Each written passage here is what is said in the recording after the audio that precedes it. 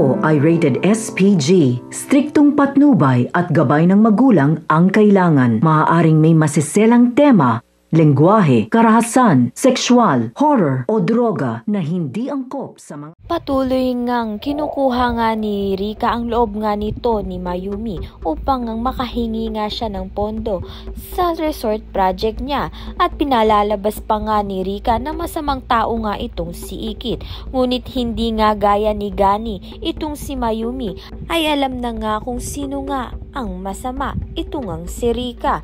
Kaya naman nga't si Rika nga at si Angela ang napalaya sa resort nga nito ni Mayumi dahil masyado na nga raw silang nag-iingay at nanggugulo sa resort ni Mayumi. Sa kabilang banda naman nga nai-impress na nga itong si Matthew sa ginagawang trabaho nga nito ni Ikit dahil ginagawa niya nga ng mabuti ang kanyang trabaho at gumagaan na nga ang loob nga ni Matthew dito nga kay Ikit matapos na nga na magpakumbaba nga itong si Ikit kay Matthew at humingi nga ng tawad. Samantalang malalaman naman nga ni Drew at ni Matthew na iisa nga ang kanilang minamahal na babae na si Ikit. Kaya naman nga't sino nga ba ang magtatagumpay sa puso nga nito ni Ikit?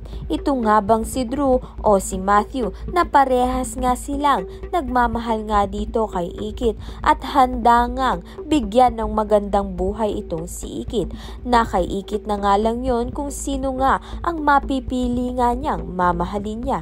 Ayan at iba pa ang dapat nating pakaabangan. Maraming salamat sa iyong panonood.